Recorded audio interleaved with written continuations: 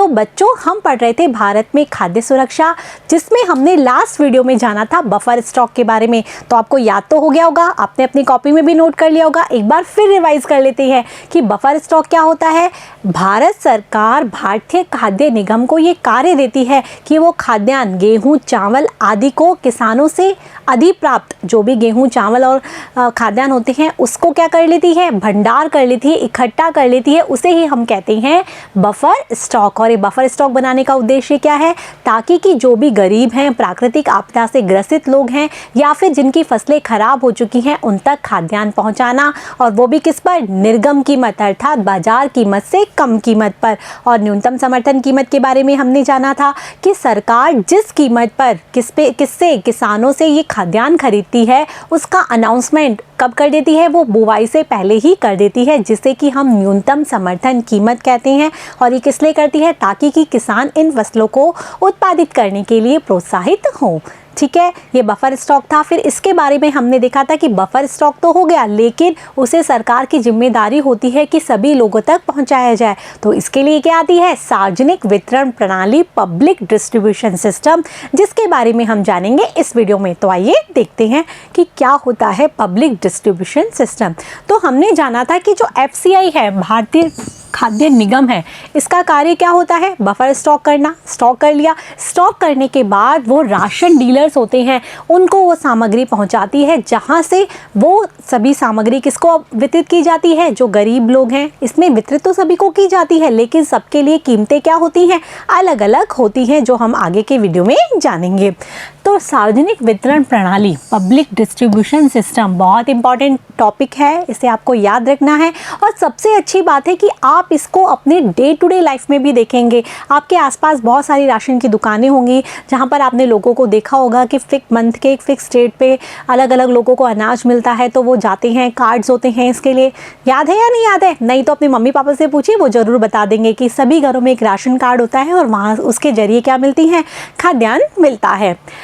भारतीय खाद्य निगम अधिप्राप्त अनाज को सरकार द्वारा विनियमित राशन दुकानों के माध्यम से समाज के गरीब वर्गों में वितरित करती है। यही करती है भारतीय खाद्य निगम। जो बफर स्टॉक का जो सामान है, अनाज है, खाद्यान्न है, उसे गरीब लोगों में राशन की दुकानों के माध्यम से वितरित करती है। और वो राशन की दुकानें किसके द्वारा खोली जाती है, सरकार के द्वारा खोली जाती है। इसे ही क्या कहते हैं, सार्वजनिक वितरण प्रणाली कहते हैं। समझ में आया कि भारतीय खाद्य निगम जो भी अधिप्राप्त अनाज है, अर्थात जो हमारा बफर स्टॉक है, उसको राशन की दुकानों के माध्यम से गरीब वर्गों में वितरित करती है। इसे ही हम सार्वजनिक वितरण प्रणाली कहते हैं। और भारत में कितनी राशन की दुकानें हैं, 5.5 लाख राशन की दुकानें हैं। हर गांव में राशन की दुकान मिलेगी, तो 5.5 लाख राशन की दुकानें तो होनी ही हैं, और कई जगह तो बहुत अधिक भी होती है। तो इस प्रकार से भारतवर्ष में 5.5 लाख राशन की दुकानें हैं। अब राशन की दुकानों में क्या क्या मिलता है, कुछ याद आ रहा है, देखा है आपने? एक तो मिलता है खाद्यान्न, चीनी और खाना बनाने के लिए मिट्टी का तेल।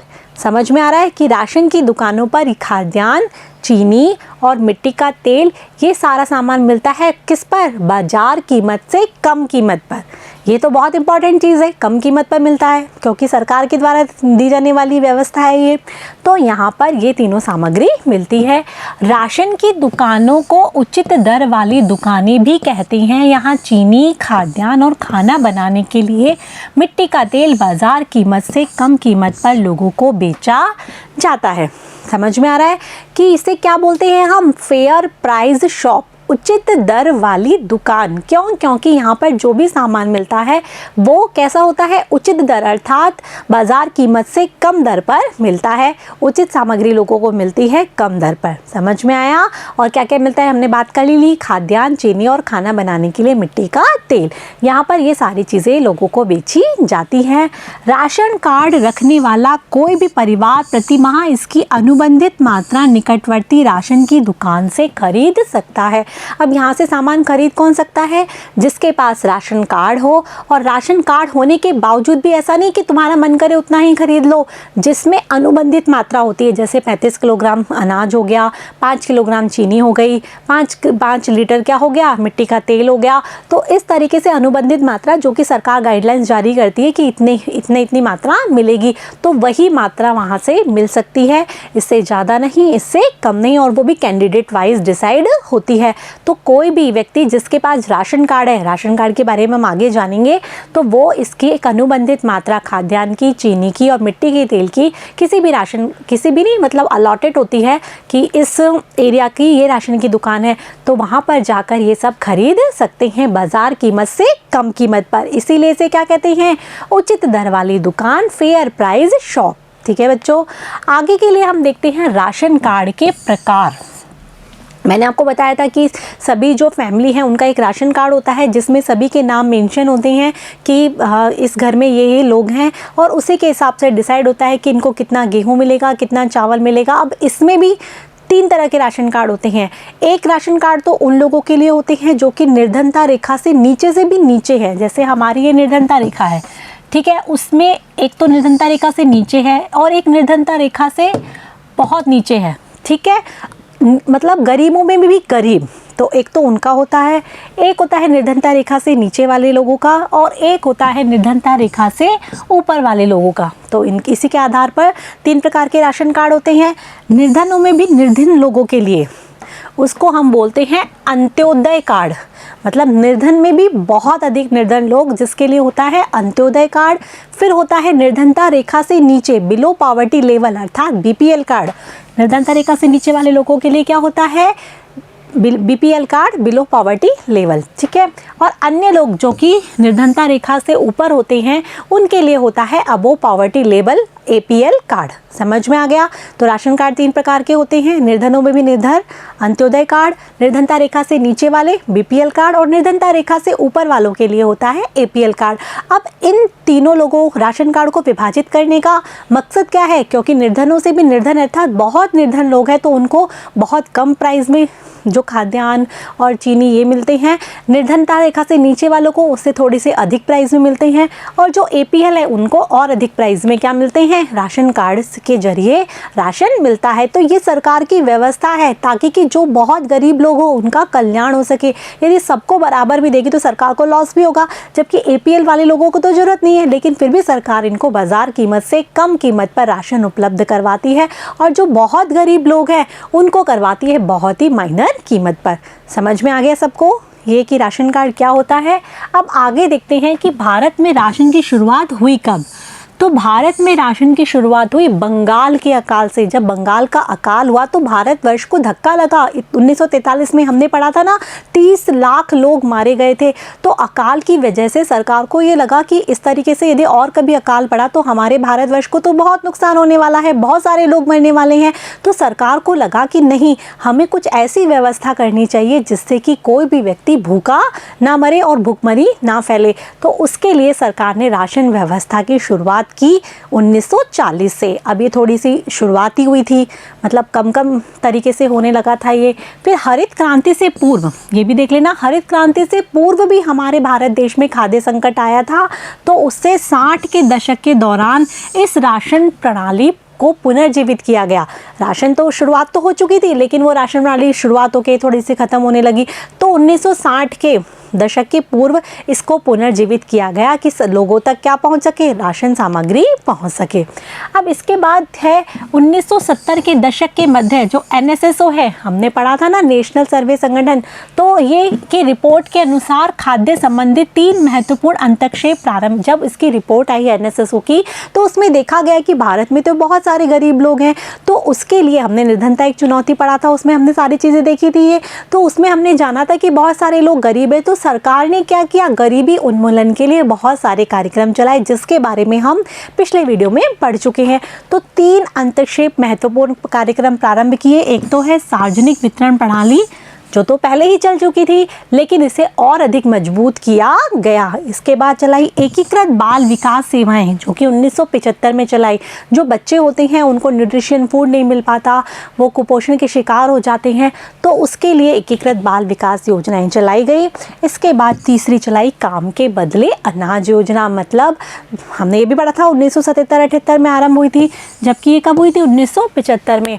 तो हमने देखा था कि काम के बदले अनाज मतलब जो व्यक्ति रोजगार चाहता है तो उसको रोजगार अवेलेबल करवाया जाता है और बदले में उसे अनाज दिया जाता है, ताकि कि भुखमरी ना फैले, वो व्यक्ति खाद्य सुरक्षित हो सके।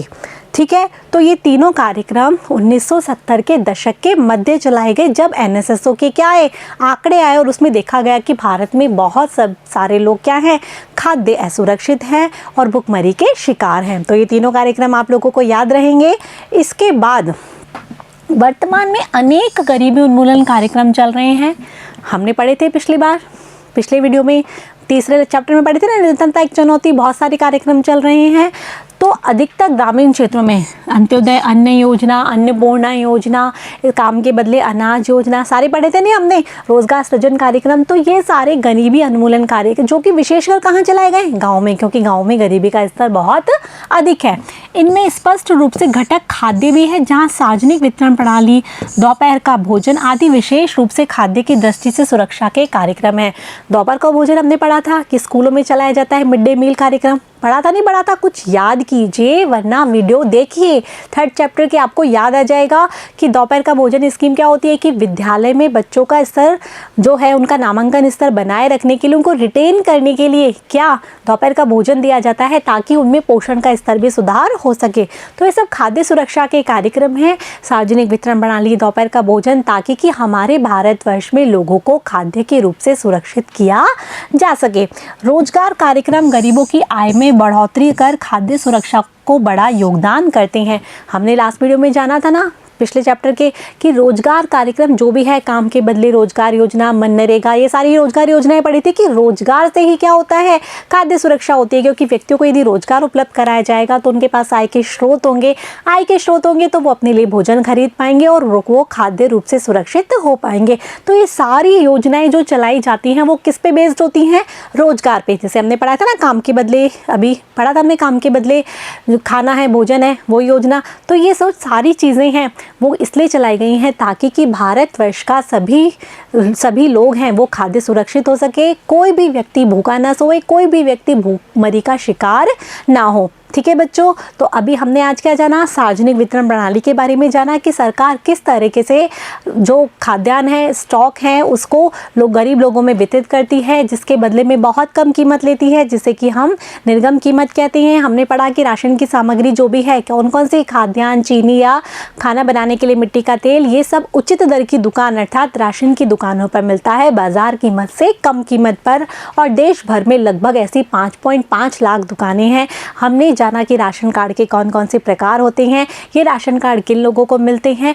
अब हम आगे के लिए क्या पढ़ेंगे कि भारत देश में जो सार्वजनिक वितरण प्रणाली है उसकी स्थिति क्या है, कि हमारे भारत देश में कितने लोगों को अनाज मिल पाता है और वो किस दर पर मिल पाता है, इस सब को जानेंगे हम नेक्स्ट वीडियो में। तब तक के लिए आपको क्या करना है, ये सारी चीज़ें रिवाइज रखनी है, आपको रखना है ध्यान कि सार्वजनिक वितरण प्रणाली किसे कहते हैं, देश में कितनी दुकानें हैं, क्या क्या होता है सार्वजनिक वितरण प्रणाली में, सरकार किस तरीके से ये व्यवस्था रखती है।